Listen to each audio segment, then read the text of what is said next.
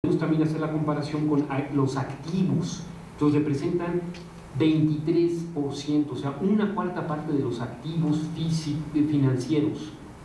O si lo queremos ver por el lado de la deuda, el 22.6% de los pasivos financieros. No sé si ha sido claro. Entonces, una alta concentración. Si lo vemos en la parte foránea, los extranjeros tienen 11,000 contratos, el 17.9% con 500 millones o más, y tienen el 70% de la riqueza, y esto representa el 34% de la riqueza del extranjero. O sea, seguimos teniendo gran parte de esta riqueza en la bolsa. Y recordemos lo que nos pasó en el 94, ¿no? En cualquier momento puede haber aquí un problema importante. Bueno, continuamos en un siguiente capítulo. En este libro, además de cuentas nacionales, de censo y de registros administrativos, en donde me aboqué principalmente a esta información de la Comisión Nacional Bancaria de Valores, y tienen ustedes más datos en el anexo de la publicación, me fui también a las encuestas.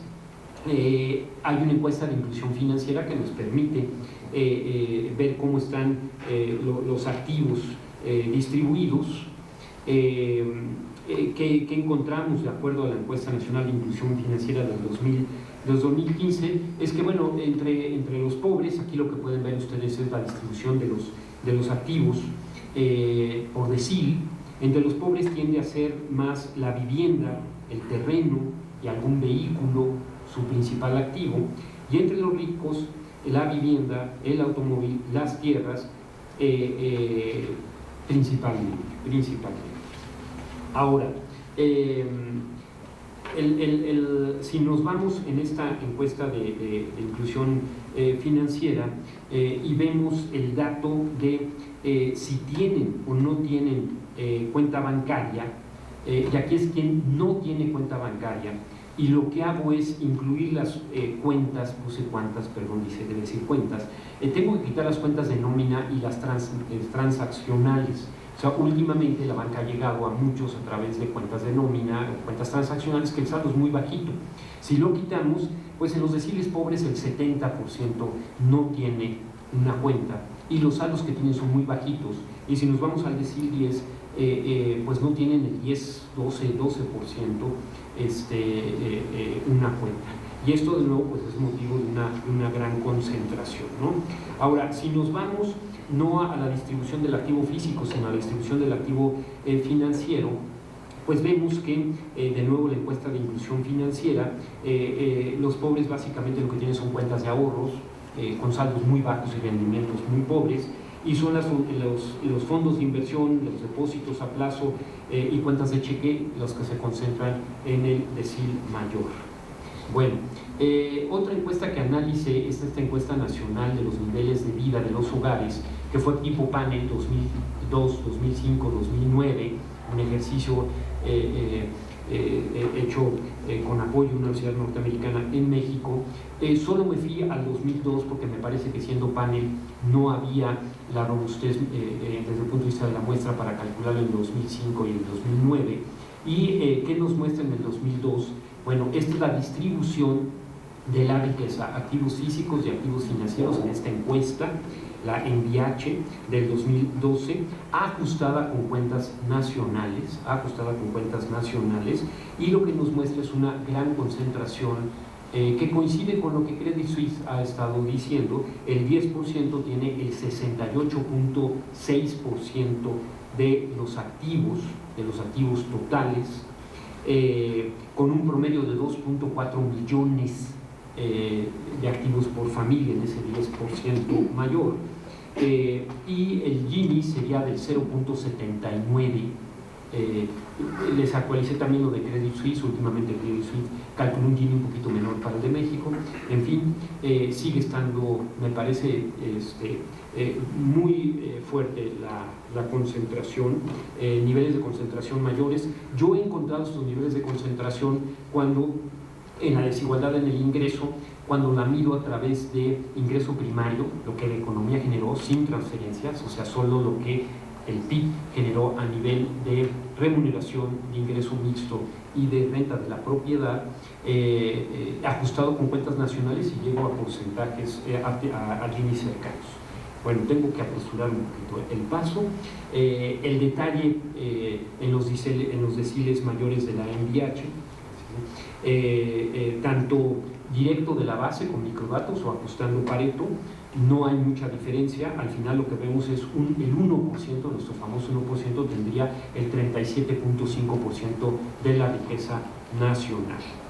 Les dejo esto para su consumo, es cómo se ve esta riqueza por edad, cómo se ve por escolaridad. Y me voy al último tema y con esto cierro. El análisis que les decía que agrupé en otros, y es qué es lo que nos tienen los fondos de inversión patrimonial. Se puso de moda Credit Suisse. No sé si es porque por ahí hace muchos años en la revista Este País presenté yo las estadísticas de Credit Suisse. Un buen amigo un día me pidió que le explicara el documento de Credit Suisse Bank. Es un amigo que tengo que tiene cierta posición económica importante, y me dio el del 2010. Y bueno, vi que era una mina, y me permitió además conocer los estudios en los cuales se basa Credit Suisse de Davis y de Shorrock. Me fui a sus libros, me fui a su metodología, pero bueno, y lo he estado incluyendo en los análisis que he hecho de desigualdad. Como ustedes saben, estos bancos patrimoniales clasifican en High Net Worth Individuals y Ultra High Net Worth Individuals, y tienen diferentes definiciones. Por ejemplo, en el caso de Credit Suisse, los Ultra High son los que tienen 50 millones de dólares o más en riqueza, y para el caso de México estaríamos hablando de 283 personas. Bajó el número respecto a 647 del año anterior, pero aquí hay que tener un problema. Credit Suisse no utilizaba las hojas de balance porque todavía la OCDE no las tenía para México, y era un análisis a través de regresión. Entonces Credit Suisse no estaba estimando adecuadamente nuestra riqueza. Aquí les pongo la diferencia entre el cambio que hubo. De acuerdo a la nueva metodología, estimó una riqueza menor a como la venía estimando, que era por una regresión. No puedo comentar más, lo dejo más bien para las preguntas y respuestas, pero esta riqueza de Credit Suisse Bank sigue estando muy lejos de la que tenemos en cuentas nacionales, y más ahora que cuentas nacionales le agregó mucho, ¿no? Bueno, conocen ustedes ya esta gráfica, quizá de manera más elegante, porque Credit Suisse la presenta como una pirámide, cómo está la riqueza en el mundo, el famoso 0.7% de personas que tienen más de $1 millón en riqueza, y que representan el 45.9% de la riqueza total, es la barra que está hasta arriba, pero se las preparé para México, y también les he dejado la presentación tanto en formato digital como en papel. En el caso de México, el 54.5% de los adultos mayores tienen menos de $10,000 de riqueza, y esto nada más representa el 5% de la riqueza, pero el 0.1% tiene el 23% de la riqueza, de acuerdo a Credit Suisse Bank. Es lamentable, México tiene el lugar 19 en las listas con mayor número de ricos, de acuerdo a Credit Suisse, compitiendo, bueno, por arriba de Singapur, de Noruega, de Dinamarca, de Rusia. Y si uno se va a esta misma lista, a una lista distinta, la de la FAO, de cuánta gente tiene hambre, y a pesar de que el cálculo de FAO tiene muchas asegúnes, algún día si desean pueden comentarlo, bueno, también aparecemos en esa lista, ¿no? Por allá junto a países africanos. De acuerdo a Credit Suisse, no solo estamos compitiendo, sino además nuestra riqueza está creciendo muy fuerte, 11%, y ahora sí prometo, esta es la última, Forbes. Forbes tiene muchos problemas, lo analizo en el libro, la metodología es muy aproximada, es por invitación, en fin, pero bueno, en virtud de que generalmente también se recurre a ella, pues les presento los montos de riqueza, en donde podemos ver que, de acuerdo a Forbes, la riqueza de los billionaires, como les llaman, de 1996 al 2017, pues se multiplicó 4.6 veces. Bueno, espero no haberlos abrumado. Bueno, y aquí está la lista a nivel de países. Generalmente lo vemos a nivel de personas. A mí me interesa también verlo a nivel de país. Le va mejor a México en Forbes. Tenemos el lugar número 14, solo 15 billonarios, pero tienen 116,000 millones. Y esto nos lleva al lugar 14. Hay países como Corea del Sur que tiene 38, pero con menos dinero. O Singapur de nuevo, Israel, Arabia Saudita. En fin, se los dejo para que ustedes lo puedan analizar con mayor detalle. Y de nuevo, pues agradecer muchísimo, en especial a Rolando Cordera por haberme invitado. Es para mí un privilegio estar aquí con ustedes y espero no haberlos confundido o mareado con tanto dato. Quizá fui demasiado ambicioso queriéndoles mostrar buena parte del documento y muchísimas gracias.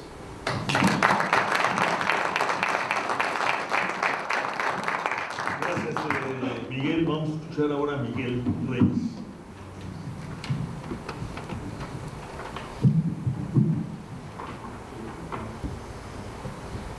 Bueno, pues muy buenas tardes, muchas gracias por la invitación al Programa Universitario de Estudios del Desarrollo, al Seminario Universitario de la Cuestión Social. La verdad es que cuando vi el texto y además vi la presentación que nos enviaron, pues es como continuar o la continuidad de la discusión que ahora en algunos círculos está de moda, pero que en otros se ha venido como planteando desde hace mucho tiempo como uno de los problemas más importantes del mundo y de México, que es la desigualdad, y que esta se encontraba subestimada por varias razones, y que ahora con los nuevos trabajos, entre ellos el que tú estás planteando ahora, el que estás presentando y el que presentaste antes también sobre la parte de la distribución del ingreso, pues está contribuyendo a plantear que la desigualdad está subestimada en el ingreso y en la riqueza en general, y que además nos hemos también concentrado un poco en el estudio de la desigualdad en los flujos, es decir, en el ingreso y no en el stock, en la riqueza. Aún así, yo pienso, y por tus resultados, que hay una correlación bastante fuerte entre la desigualdad del ingreso y la desigualdad de la riqueza, es decir, entre el flujo y el stock, y que eso también es una contribución de lo que tú estás planteando, es decir, al estudio de lo que estás haciendo. ¿En qué sentido? Bueno, hay varias cifras de las que has comentado que me parecen que muestran, digamos, bastante de ello. El trabajo que tú hiciste para lo que es la distribución del ingreso, el ajuste en la distribución del ingreso utilizando fuentes administrativas, fundamentalmente, obtienes resultados muy similares al que hace o al que hizo en su informe de 2016 el Observatorio de Salarios, y que tiene que ver, por ejemplo, con que el 68% aproximadamente, ¿no?, del ingreso estaba siendo apropiado por el 10% más rico. Y si tú te fijas ahorita, con las estimaciones que estás haciendo, el 68% de los activos también está concentrado en el 10% más rico, es decir, hay una correlación muy importante. El 1% de los más ricos concentraría el 32% del ingreso y aproximadamente entre el 34 y el 35% de los activos según lo que tocas. O sea, hay mucha similitud, ¿no? O sea, es decir, habría ahí algún patrón, a lo mejor, que podría ser como parte de la discusión, y que cuando se discute una situación, más allá de las cifras, de los números que tú has tenido, de la metodología, una situación que tiene que ver con el modelo económico, uno de los resultados es esta alta concentración en la desigualdad del ingreso, y que tendría implicaciones no solamente en desigualdad, sino incluso en pobreza, porque para bajar o reducir pobreza no solamente hace falta crecer, sino distribuir. Y si el crecimiento no está siendo pro pobre, sino pro rico, porque la estructura está generando más bien que eso se fortalezca, es decir, que se siga concentrando como lo hace hasta ahora, pues poco margen de acción le dejas a otro tipo de políticas, ¿sí? Política social, por ejemplo, ¿no?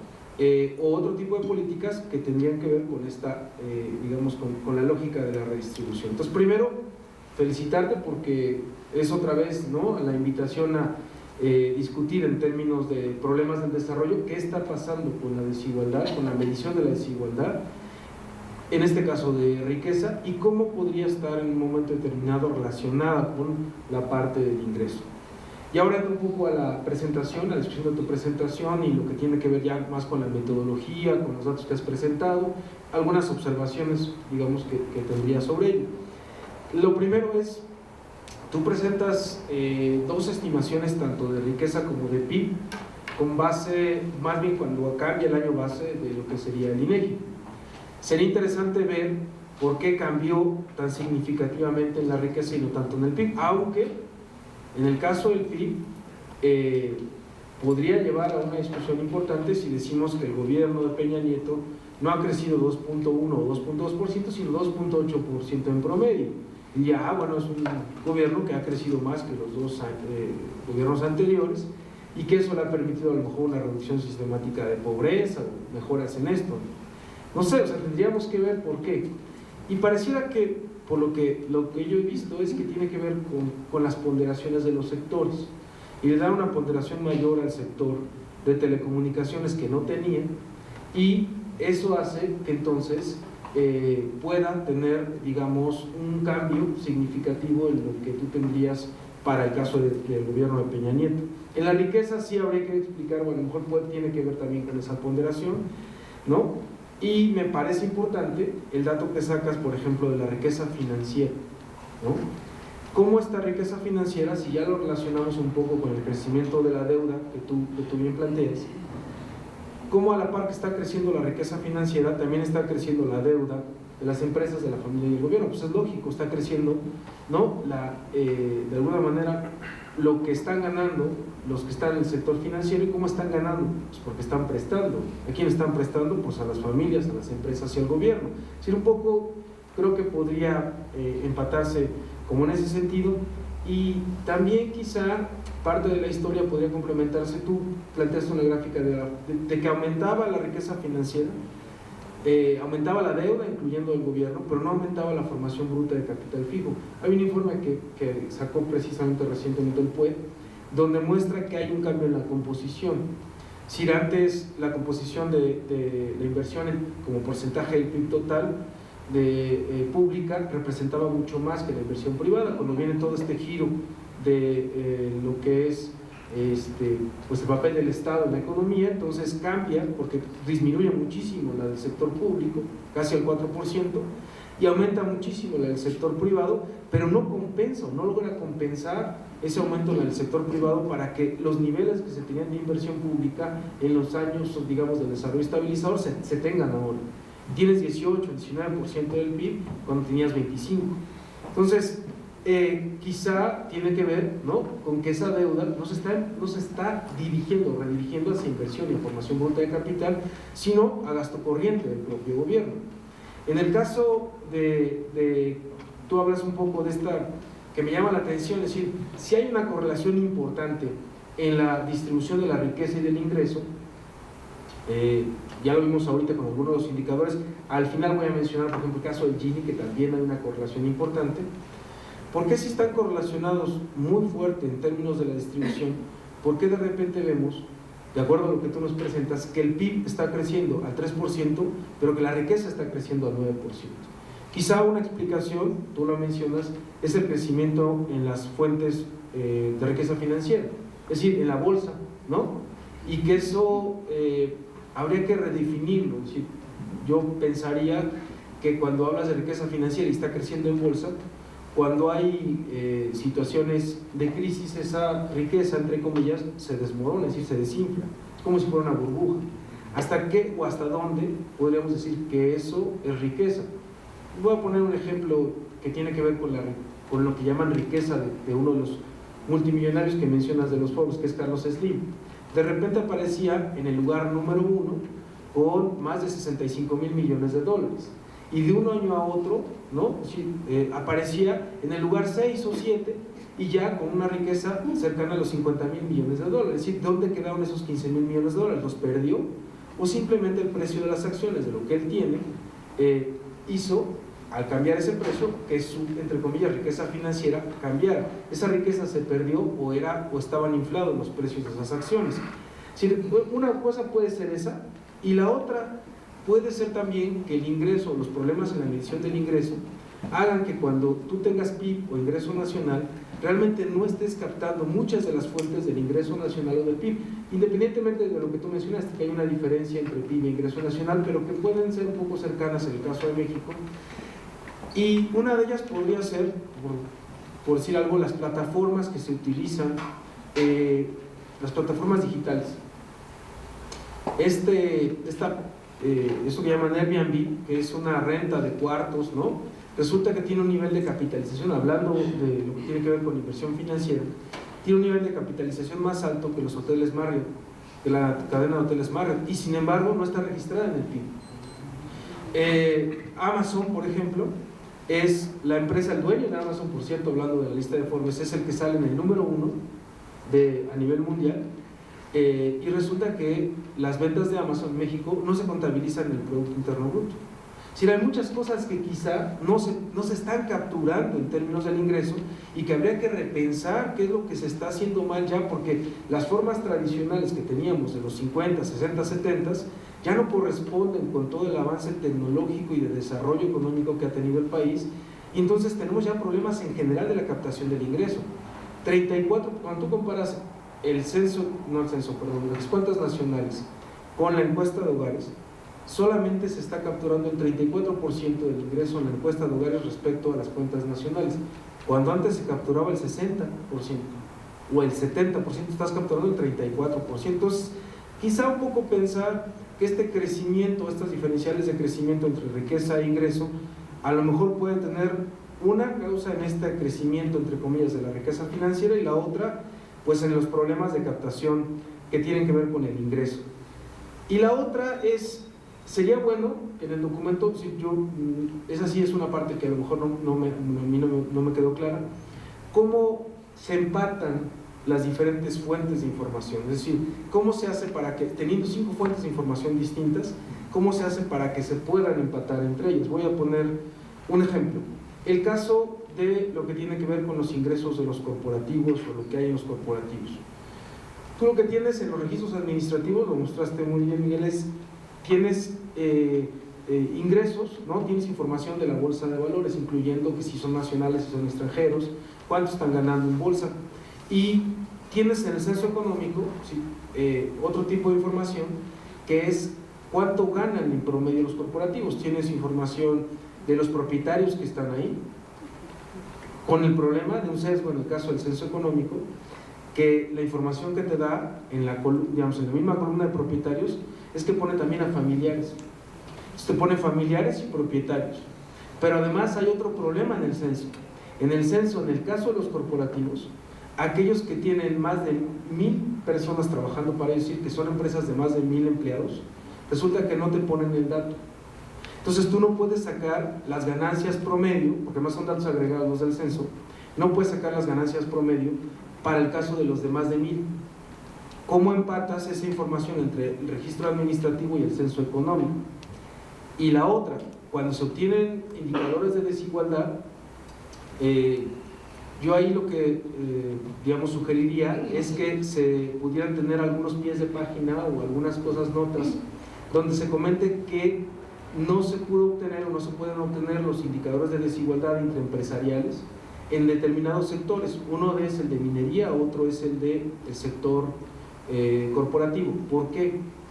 Porque precisamente la información que tienes de más de 1000, del tamaño de más de 1000 empresas, tú no tienes la información no tienes la información de la rentabilidad de más de 1000 personas, no de 1000 empresas, de más de 1000 personas, no tienes la información de la rentabilidad o no tienes el número de accionistas que están ahí, ¿no? Si, por ejemplo, tienes en la de minería, por cierto, en la de minería está incluido el petróleo.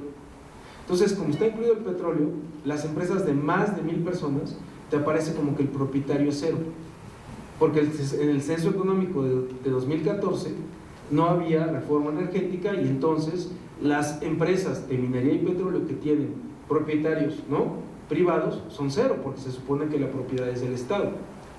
Entonces no puedes sacar ahí ganancias promedio porque no tienes propietarios privados. Y en el caso de los corporativos pasa lo mismo, te ponen los que tienen más de 1000 trabajadores, te ponen cero. Y yo creo que tiene que ver como están jugando en bolsa, hay un vaivén entre el número de propietarios, y no te ponen un número de propietarios fijos, pero te ponen cero. Entonces no puedes sacar las ganancias promedio de los que están más arriba. Y cuando sacas indicadores de desigualdad, te aparece como que el sector corporativo está en la mitad, es decir, con un Gini de 65, 68, cuando podría ser de los más desiguales. Lo que pasa es que no tienes el dato de la parte más alta de la distribución. Y coincido un poco contigo que la desigualdad empresarial es muy alta. O sea, los datos que nosotros tenemos es que si lo sacas con encuestas de hogares es de 0.92 el Gini, y si lo sacas con censo económico es de 0.97. Desigualdad casi perfecta. O sea, casi no se considera eso, pero hay una desigualdad más fuerte entre los empresarios que entre los trabajadores. Entonces, un poco, comentar eso. La otra es, quizá hay una parte también donde sacas el dato de intereses más excedente bruto de operación que te sale cercano al 60%. Lo que nosotros obtuvimos en este informe que te comentaba del Observatorio de Salarios 2016 es que el 71% de los ingresos se los apropiaba o los tenía el capital y que el 29% los tendría el trabajo. Fíjate que aquí hay una discusión que puede prestarse a la parte también metodológica, porque nosotros lo que hicimos es que muchos de los que se llama autoempleo, pequeños propietarios, los pusimos como capital, que alguien los pondría como trabajadores, es decir, como parte del autoempleo. Si los pones como parte del autoempleo, entonces el ingreso del trabajo no te quedaría en 29, sino aproximadamente entre 39 y 40%, lo que te daría la suma perfecta de intereses más excedente bruto de operación cercano al 60%. Sí, yo creo que ahí simplemente, ¿no?, sería bueno que igual se discutiera conceptualmente cómo se piensa lo que sería capital y lo que sería trabajo. Para ir un poco cerrando en esta parte final, lo que diría en términos generales es, me parece un esfuerzo gigantesco, enorme. El manejo de las fuentes requiere en cada una de ellas un conocimiento particular. Sugeriría